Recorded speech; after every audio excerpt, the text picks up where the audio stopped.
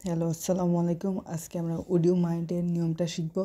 এখান থেকে আমরা speaking English, right form of verbs এবং যত প্রকার প্রশ্ন আছে এখান থেকে পড়লে পারবেন।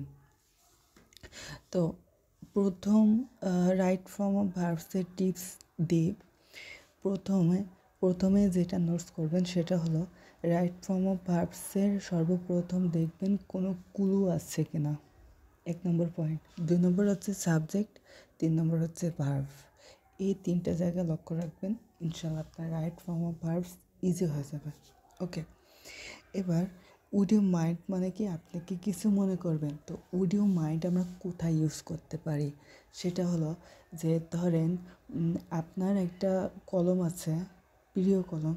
তো আপনার একটা ফ্রেন্ড আপনার কাছ থেকে চাইলো যে বন্ধু দয়া করে তোমার কলমটা একটু দিবা, কিন্তু ওই সময় কিন্তু আপনি কখনো দিতে রাজি হবেন না। কিন্তু উনি যদি ভদ্রতার সাথে বলে যে বন্ধু, তুমি যদি কিছু মনে না করো, তোমার কলমটা যদি একটু দিতে, এরকম যদি হয় তাহলে আমরা উড ইউ মাইন্ড ইউজ করব। অর্থাৎ অতি বিনয়ের সাথে যদি আমরা কোনো কিছু চাই বা কোনো প্রস্তাব দিই, বা এই ক্ষেত্রে আমরা হচ্ছে উড ইউ মাইন্ড ইউজ করব। ওকে, এবার উড ইউ মাইন্ডের হচ্ছে 2টা রুলস। একটা রুলস হচ্ছে সাবজেক্ট ছাড়া, আর একটা হচ্ছে সাবজেক্ট সহ।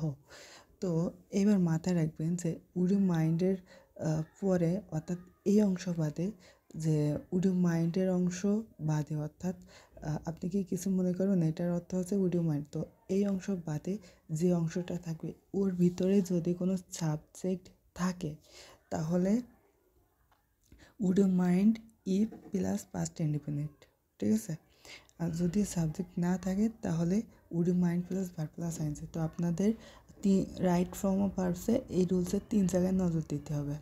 একটা উডের এখানে, মাইন্ডের এখানে, আর এই জায়গায়, ঠিক আছে।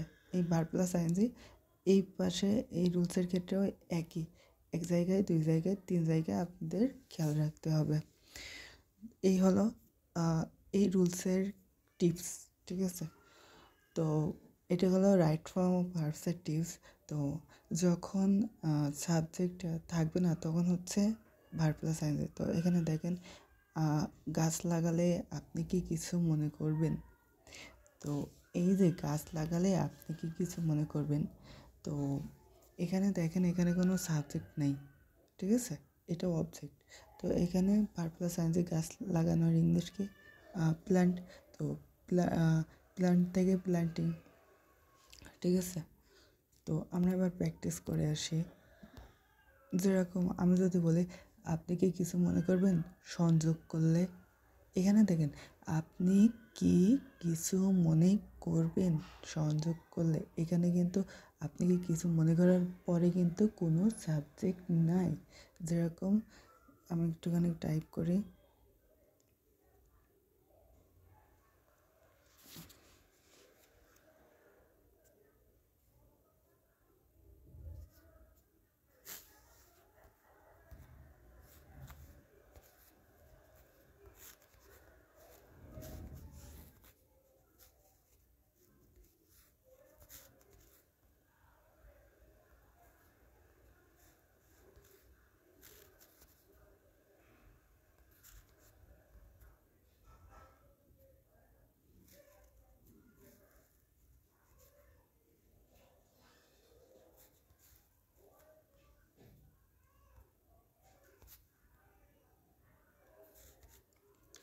এই যে এইখানে দেখেন এখানে কোনো সাবজেক্ট নাই, এখানে কোনো এই অংশটাই, এই যে এই আমি একটুখানি করে দিই, এই যে এই অংশই কিন্তু কোনো সাবজেক্ট নেই, আর এতটুকুনি ইংলিশ আছে উড ইউ মাইন্ড। তো আমরা করি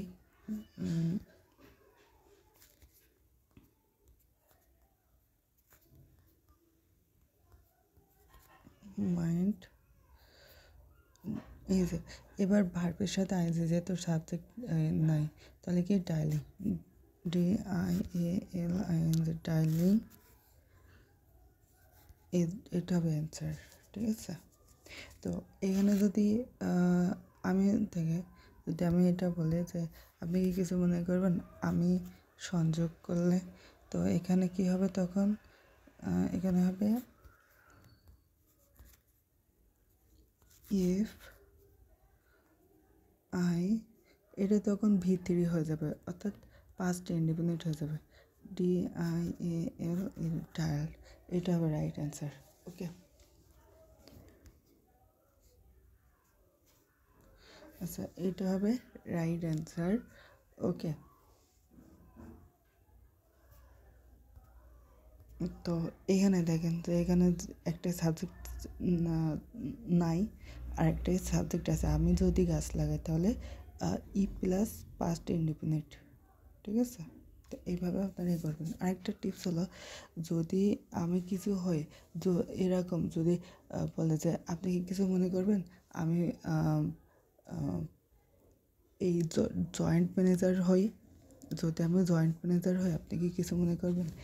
এই যে যখন ইফ থাকবে তখন অবশ্যই এখানে পাস্ট ইন্ডিপেন্ডেন্টের জন্য ওয়ার দেবেন, ঠিক আছে? এখানে ওয়ার হবে, ভালো করে বুঝবেন। আপনি কি কিছু মনে করবেন যদি আমি জয়েন্ট ডিরেক্টর হই, এরকম আমি যখন নিজে কিছু হই বা এরকম থাকবে, তখন আমাদের পাস্ট ইফের পরে এই ওয়ার বা হেড ইউজ করতে হবে। তাহলে would you mind if I were joint director, এইভাবে হবে, ঠিক আছে? এবার আমরা দেখে আসি এখান থেকে ইউনিভার্সিটি প্রশ্ন, মানে পার্টনে হচ্ছে সেন্টেন্স কারেকশন, ভুলভ্রান্তি থাকে, এটা সংশোধন করতে হয়। তো দেখেন উড ইউ মাইন্ড, তো এখানে কিন্তু ভার্ব নাই। তো আমরা জানি যে উড ইউ মাইন্ডের পরে ভার্ব প্লাস আইএনজি থাকে যদি সাবজেক্ট না থাকে। তো দেখেন এখানে কি আছে, ভার্ব প্লাস আইএনজি, তারপরে হচ্ছে জিজ্ঞাসা চিহ্ন। তো এখানে দেখেন, এখানে ভার্বের সাথে আইএনজি হবে গিভিং, তারপর লাস্টে একটা জিজ্ঞাসা চিহ্ন হবে। তারপর 2 নম্বরটা দেখেন, উড ইউ মাইন্ডের পরে ভার্ব প্লাস আইএনজি আছে, ঠিক আছে, দিস চেঞ্জ, তার মানে কি আপনি কি কিছু মনে করবেন এই চান্স নিলে টেকিং দিস চান্স, এই চান্স নিলে। তো এখানে দেখেন লাস্টে কী হয়, জিজ্ঞাসা চিহ্ন। দেখেন এখানে ভার্বের সাথে আইএনজি সব আছে, লাস্টে কী হয়, লাস্টে হচ্ছে জিজ্ঞাসা চিহ্ন হয়, কিন্তু এখানে জিজ্ঞাসা চিহ্ন নাই, তাহলে এখানে জিজ্ঞাসা চিহ্ন হবে। আর এটা দেখেন সব ঠিক আছে, কিন্তু এখানে আমি বলছিলাম যে যদি সাবজেক্ট ইউজ করা হয় উড ইউ মাইন্ডের সাথে, তাহলে এখানে ই প্লাস পাস্ট ইন্ডিপেন্ডেন্ট। দেখেন এই যে, তো দেখেন এখানে পাস্ট ইন্ডিপেন্ডেন্ট নাই, এখানে হচ্ছে প্রেজেন্ট ইন্ডিপেন্ডেন্ট, তো এখানে গো থেকে ওয়েন্ট হয়ে যাবে, ঠিক আছে? তো এটা দেখেন এখানে সব ঠিক আছে। ইফ উড ইউ মাইন্ডের পরে সাবজেক্ট ইউজ করলে, এই যে সাবজেক্ট, তাহলে এখানে ই প্লাস পাস্ট ইন্ডিপেন্ডেন্ট, দেখেন এখানে সাবজেক্ট আই, তারপরে এটা পাস্ট ইন্ডিপেন্ডেন্ট, তাহলে এটা সঠিক আছে। তারপরে এখান থেকে ইউনিভার্সিটি প্রশ্ন। এবার আপনার ইউনিভার্সিটি প্রশ্নে সলভ করতে গেলে কয় জায়গায় নজর দিতে হবে?